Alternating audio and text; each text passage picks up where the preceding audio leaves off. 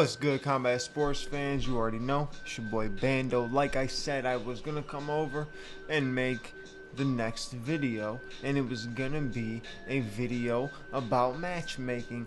All the matchmaking from the main card, mainly just the main card of UFC 304. Let's get into it. Let's go.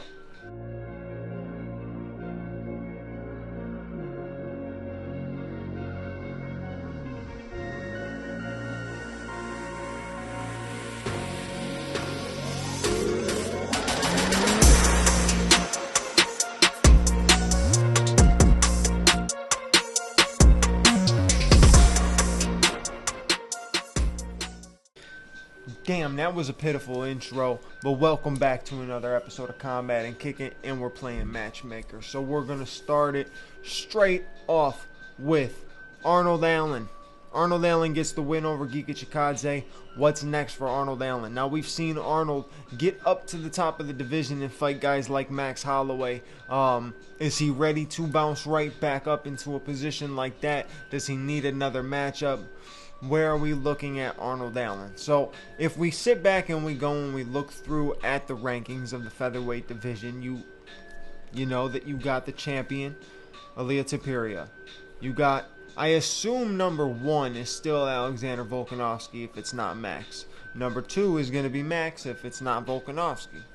Now number 3, that's interesting. I think it's still Brian Ortega, which I don't understand how that went there. I think Yair is at 4. And right there,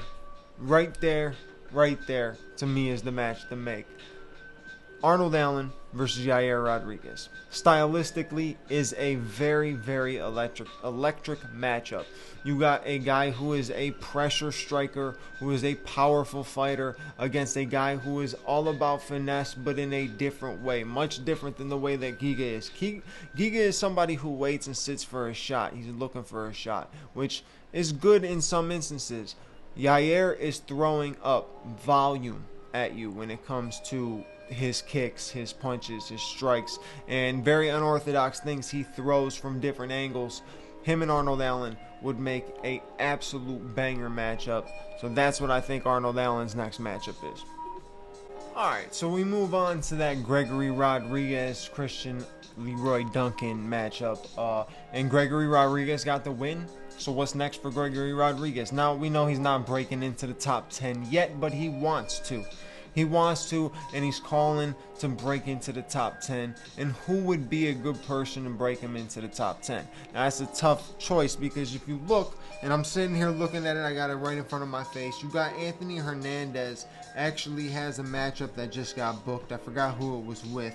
Maybe Michel Pereira. But that matchup just got booked. You got Kyle Barallo, I think, either just had a matchup or also has a matchup booked. You have Hamzat Chimaev, who we know we're not quite sure what he's doing. You got Roman, who just had a fight. You got Jack Hermanson, who's probably open, could potentially be a guy. Jack is surprisingly ranked number 9. If you're truly trying to break a guy like Gregory Rodriguez into the top 10, you go straight to Jack Hermanson. Now, if you just want to break him into the top 15, you go Chris Curtis. You know a guy like Gregory Rodriguez and a guy like Chris Curtis will end up putting on a very exciting fight. Now, I'm always thinking about exciting matchups when I'm playing Matchmaker. I'm not always thinking about what's going to lead this guy to the title and the next best thing and always that. I do when it's bigger guys, when they already got their rank and everything like that. But when you're trying to build for your rank, exciting fights really do help out. And I think if he can go in there and put on an exciting fight and get a win over Chris Curtis, he could put himself anywhere between 10 and 15. And if the UFC does want to rush him a little bit quicker, you put him up against a guy like Jack Hermanson, and that puts him right into the top 10. But a lot of these other guys, they either have matchups, had matchups, or, you know, the matchup would not make any sense. Oh, Paddy the Baddy. Paddy Pimblett gets the win over Bobby Green. Beautiful win, beautiful finish. What's next for Paddy Pimblett? Now, this is that point in your career right here where he shows that he's got a skill set. He shows that he can stand with guys who can test the ego a little bit and stuff like how Bobby Green does. What do you give Paddy Pimblett from this point on? Talking to my brother earlier today, and he threw out a name like Jalen Turner, and I thought that is a good idea. I said Dan Hooker maybe. Also see that being a good potential matchup. If something slips between Benoit Saint Denis and Renato Moicano, Paddy Pimblett could be a great fill-in for a matchup like that. So there's a lot of matchups, a lot of options in that lightweight division. You're talking about one of the most stacked divisions in the entire world, in the entire like combat sports world. It's just one of the most stacked divisions all across the board. Guys around the 155-pound mark, you know, these divisions are completely stacked. And I think Paddy can go any route with this. Beating a guy like Tony, who was a former interim champion, who was very skilled at one point on an 11-fight win streak, a win streak in the lightweight division we may never see for a while. And then you go on and you beat a guy like Bobby quickly. Not just beat him, but you beat him quickly with a great finish.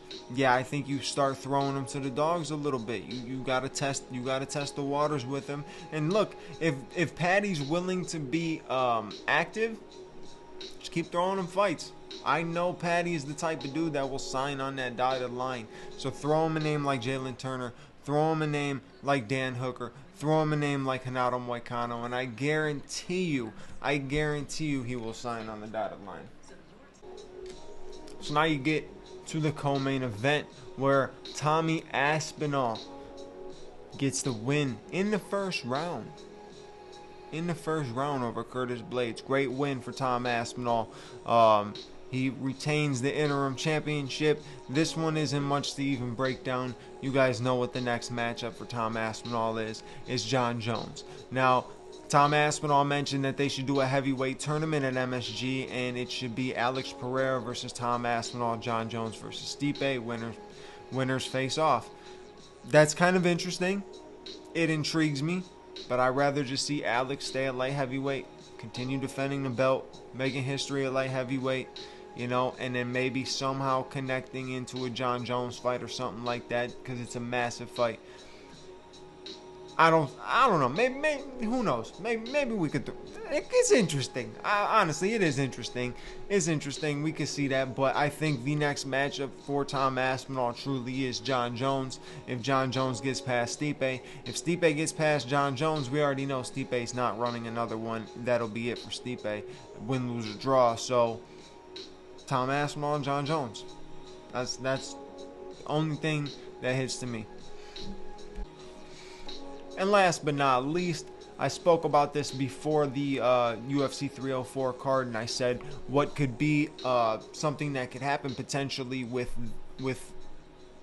either person winning, with Curtis Blades winning that past matchup that I just spoke about, or Belal Muhammad winning this matchup that I'm about to talk about. And Belal Muhammad won this matchup against Leon Edwards, is the new welterweight champion.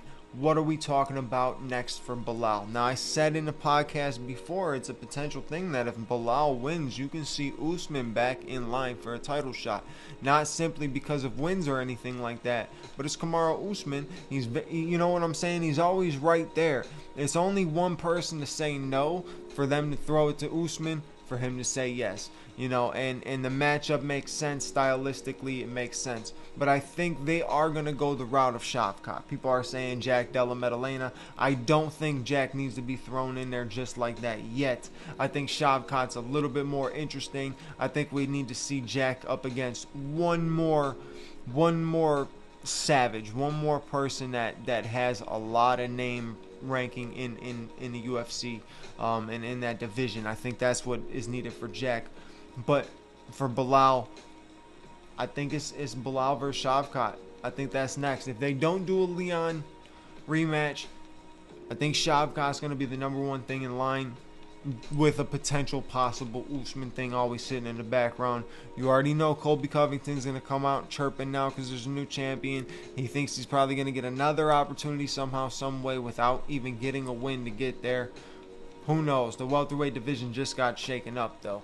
What's next for Leon Edwards? Get back to the gym, get back to the drawing board, and become a savage. I'm not going to get into this anymore. But either way, that's the match. That's the little matchups, the little matchmaking. We can snap back to a few other fights. I think Nathaniel Wood has a lot of potential matchups that'll be good. Manal Cape. To me, Manal Cape should end up being the fight for Kai Kara France, or maybe Steve Ursay, whoever wins that fight when that comes around. So you got a lot of potential fights for Manal Cape. Sounds like Makayev is out, so it doesn't matter anymore. Seems like not gonna match make for Makayev. Find a PFL guy in flyweight division. That's all I can give you.